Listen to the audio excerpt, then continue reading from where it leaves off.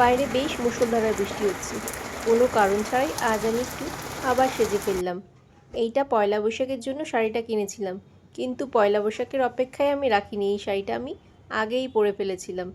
তোমরা নিশ্চয়ই দেখেছো অনেকে আমি কোথায় শাড়িটা পরেছি। তবুও আজ একটু এই শাড়িটা পরে একটু সাজলাম। এই শাড়ির ব্লাউজ পিস থেকে কিছুটা অংশ কেটে নিয়ে আমার বোন যখন এসেছিল, এই জুয়েলারিগুলো আমার জন্য বানিয়ে দিয়ে গেছে। এটা পরা হয়নি, ভীষণ ইচ্ছা করছিল একটু সাজতে। বোন বলেছিল এগুলো পরে পয়লা বৈশাখে সেজে ওকে একটা ছবি পাঠাতে, কিন্তু আমার আর সময়ের অভাবের জন্য ছবি তুলতে পারিনি। কদিন বেশ ভালোই গরম পড়েছিল। আজকে যখন হঠাৎ করে বৃষ্টি আসলো, সত্যিই কি ভালো লাগছিল। একদম ঠান্ডা ঠান্ডা হাওয়া দিচ্ছে বাইরে, স্বস্তির নিঃশ্বাস ফেললাম। দারুণ লাগছে। আমি সেজেগুজে চলে গেলাম আমার ব্যালকনিতে।